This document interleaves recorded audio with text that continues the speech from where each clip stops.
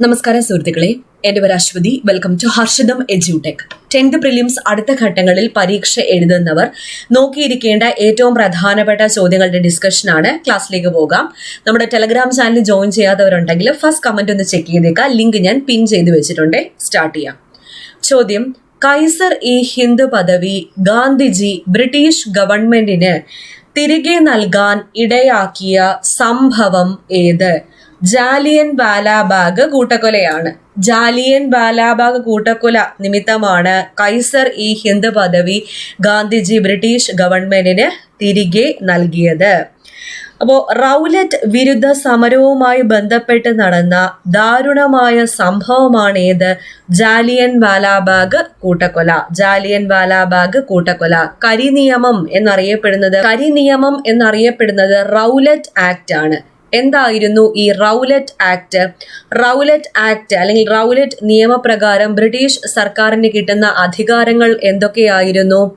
വിചാരണ കൂടാതെ ഏതൊരാളെയും അനിശ്ചിതകാലം തടവിലിടാം, ഏതൊരു ഇന്ത്യക്കാരനെയും വാറണ്ടില്ലാതെ അറസ്റ്റ് ചെയ്യാം, കോടതി വിധിക്കെതിരെ അപ്പീൽ നിഷേധിക്കാം, പ്രത്യേക കോടതികളിൽ രഹസ്യ വിചാരണ നടത്താം. ഇവയൊക്കെ റൗലറ്റ് നിയമപ്രകാരം ബ്രിട്ടീഷ് സർക്കാരിന് കിട്ടിയിരുന്ന അധികാരങ്ങളായിരുന്നു. ഈ റൗലറ്റ് നിയമത്തിനെതിരായ സമരത്തിന് പഞ്ചാബിൽ നേതൃത്വം നൽകിയവർ ആരൊക്കെ? ഡോക്ടർ സത്യപാൽ, ഡോക്ടർ സെയ്ഫുദ്ദീൻ കിച്ലു എന്നിവരാണ്. ഇവരെ അറസ്റ്റ് ചെയ്തതിൽ പ്രതിഷേധിച്ച് 1919 ഏപ്രിൽ മാസം 13 പഞ്ചാബിലെ ആൾക്കാര് ജാലിയൻ വാലാബാഗിൽ തടിച്ചുകൂടി. ഈ കൂടിയ ജനതയ്ക്ക് നേരെ, നിരായുധരായ ജനതയ്ക്ക് നേരെ ബ്രിട്ടീഷ് ഗവൺമെന്റ് വെടിവെക്കുകയും നിരവധി ആൾക്കാർ കൊല്ലപ്പെടുകയും ചെയ്തു. ഈ ദാരുണമായ സംഭവമാണ് ഏത്? ജാലിയൻ വാലാബാഗ് കൂട്ടക്കൊല. ജാലിയൻ വാലാബാഗ് കൂട്ടക്കൊല. ഓക്കെ, ഇനി ഒരു 10 മുൻവർഷ ചോദ്യം നോക്കിയാലോ. പോസ്റ്റൽ സ്റ്റാമ്പിൽ പ്രത്യക്ഷപ്പെട്ട മലയാളികൾ നോക്കാം. പോസ്റ്റൽ സ്റ്റാമ്പിൽ പ്രത്യക്ഷപ്പെട്ട ആദ്യത്തെ മലയാളി ആര്?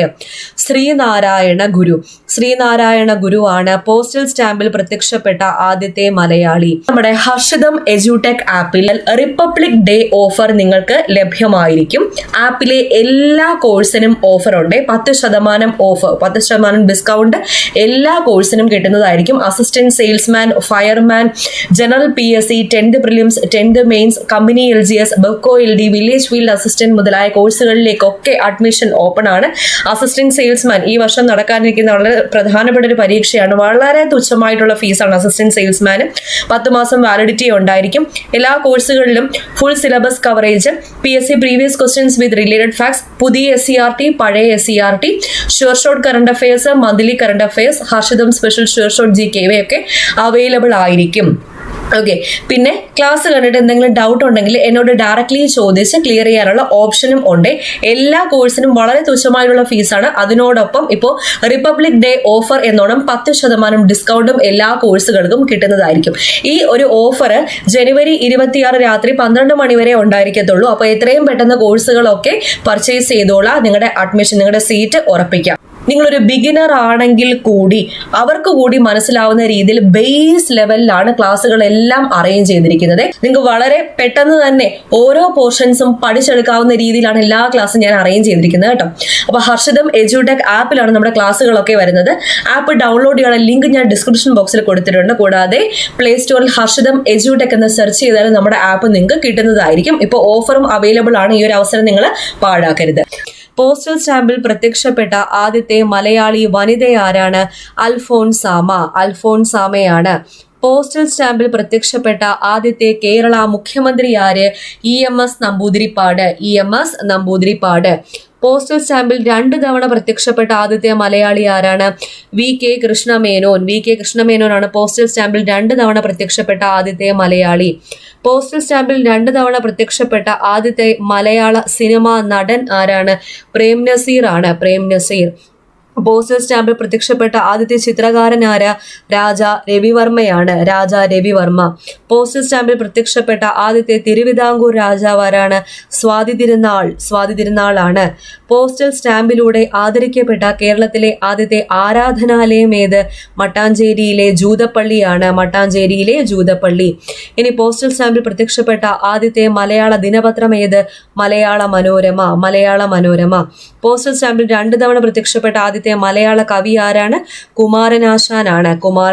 അപ്പൊ ആദ്യത്തെ മലയാളി ശ്രീനാരായണ ഗുരു, ആദ്യത്തെ മലയാളി വനിത അൽഫോൻസാമ, ആദ്യത്തെ കേരള മുഖ്യമന്ത്രി EMS നമ്പൂതിരിപ്പാട്, ആദ്യത്തെ മലയാള കവി കുമാരനാശാൻ, 2 തവണ പ്രത്യക്ഷപ്പെട്ട ആദ്യത്തെ മലയാളി VK കൃഷ്ണമേനോൻ, ആദ്യത്തെ ആരാധനാലയം മട്ടാഞ്ചേരിയിലെ ജൂതപ്പള്ളി, ആദ്യത്തെ ചിത്രകാരൻ രാജാ രവിവർമ്മ, ആദ്യത്തെ മലയാള ദിനപത്രം മലയാള മനോരമ, 2 തവണ പ്രത്യക്ഷപ്പെട്ട ആദ്യത്തെ മലയാള സിനിമാ നടൻ പ്രേം നസീർ, ആദ്യത്തെ തിരുവിതാംകൂർ രാജാവ്, പോസ്റ്റൽ സ്റ്റാമ്പിൽ പ്രത്യക്ഷപ്പെട്ട ആദ്യത്തെ തിരുവിതാംകൂർ രാജാവ് സ്വാതി തിരുനാൾ. ഓക്കെ, അടുത്ത ചോദ്യം നോക്കാം. ഇനി ക്ഷേത്ര നിർമ്മാണമല്ല വിദ്യാലയ നിർമ്മാണമാണ് ജനതയ്ക്ക് വേണ്ടത്. പ്രധാന ദേവാലയം വിദ്യാലയം തന്നെയാകണം എന്ന് ആഹ്വാനം ചെയ്ത സാമൂഹ്യ പരിഷ്കർത്താവ് ആരാണ്? ശ്രീനാരായണ ഗുരു ആണ്. ശ്രീനാരായണ ഗുരുവിന്റെ ജന്മസ്ഥലം എവിടെ? തിരുവനന്തപുരം ജില്ലയിലെ ചെമ്പഴന്തിയാണ് ശ്രീനാരായണ ഗുരുവിന്റെ ജന്മസ്ഥലം. ജനിച്ചതെന്ന 1856 ഓഗസ്റ്റ് മാസം 20. 1856 ഓഗസ്റ്റ് മാസം 20 ചെമ്പഴന്തിയിലെ വയൽവാരം വീട്ടിലാണ് ശ്രീനാരായണ ഗുരു ജനിച്ചത്. ഇദ്ദേഹത്തിന്റെ പിതാവിന്റെ പേര് മാടനാശാൻ, ഇദ്ദേഹത്തിന്റെ മാതാവിന്റെ പേര് കുട്ടിയമ്മ. അപ്പൊ മൊത്തത്തിൽ എങ്ങനെ പറയാം? 1856 ഓഗസ്റ്റ് മാസം 20 തിരുവനന്തപുരം ജില്ലയിലെ ചെമ്പഴന്തിയിൽ വയൽവാരം വീട്ടിൽ മാടനാശാന്റെയും കുട്ടിയമ്മയുടെയും മകനായിട്ടാണ് ശ്രീനാരായണ ഗുരു എന്ന നാണുവിന്റെ ജനനം. ഇദ്ദേഹം സമാധിയായത് എന്ന് 1928 സെപ്റ്റംബർ 20. ഇദ്ദേഹം ജനിച്ചത് ഓഗസ്റ്റ് 20, സമാധിയായത് സെപ്റ്റംബർ 20. ഇനി ശ്രീനാരായണ ഗുരു അരുവിപ്പുറം ശിവപ്രതിഷ്ഠ നടത്തിയ വർഷം ഏത്? 1888. 1888 ഇദ്ദേഹം അരുവിപ്പുറം ശിവപ്രതിഷ്ഠ നടത്തിയത്. ഇദ്ദേഹം ശ്രീനാരായണ ധർമ്മ പരിപാലന യോഗം സ്ഥാപിച്ചതെന്ന് 1903. ഇദ്ദേഹം പ്രധാനമായിട്ടും നടത്തിയ പ്രതിഷ്ഠകൾ ഏതൊക്കെ? അരുവിപ്പുറത്തെ ശിവലിംഗ പ്രതിഷ്ഠ, കാരമുക്ക് ക്ഷേത്രത്തിലെ ദീപപ്രതിഷ്ഠ, ശിവഗിരിയിലെ ശാരദാ പ്രതിഷ്ഠ. ഇദ്ദേഹത്തിന്റെ പ്രധാനപ്പെട്ട വചനങ്ങൾ ഏതൊക്കെ? മതമേതായാലും മനുഷ്യൻ നന്നായാൽ മതി, മനുഷ്യത്വമാണ് മനുഷ്യന്റെ ജാതി, വിദ്യ കൊണ്ട് പ്രബുദ്ധരാകുക, സംഘടന കൊണ്ട് ശക്തരാകുക, ഒരു ജാതി, ഒരു മതം, ഒരു ദൈവം മനുഷ്യന്. ഇനി ക്ഷേത്ര നിർമ്മാണമല്ല വിദ്യാലയ നിർമ്മാണമാണ് ജനതയ്ക്ക് വേണ്ടത്. യഥാർത്ഥ ദേവാലയം വിദ്യാലയം തന്നെയാണ് എന്നൊക്കെ പറഞ്ഞത് ആരാണ്? ശ്രീനാരായണ ഗുരു.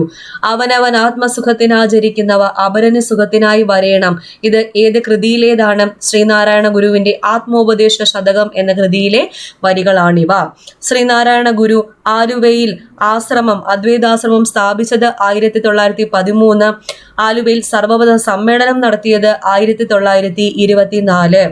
വാദിക്കുവാനും ജയിക്കുവാനുമല്ല അറിയുവാനും അറിയിക്കുവാനുമാണ് എന്ന പ്രഖ്യാപനത്തോടെ ഗുരു വിളിച്ചുകൂട്ടിയ സമ്മേളനം ഏതാണ്? ആലുവ സർവമത സമ്മേളനം. ഇനി കുറച്ച് പ്രീവിയസ് ക്വസ്റ്റ്യൻസ് നോക്കാം.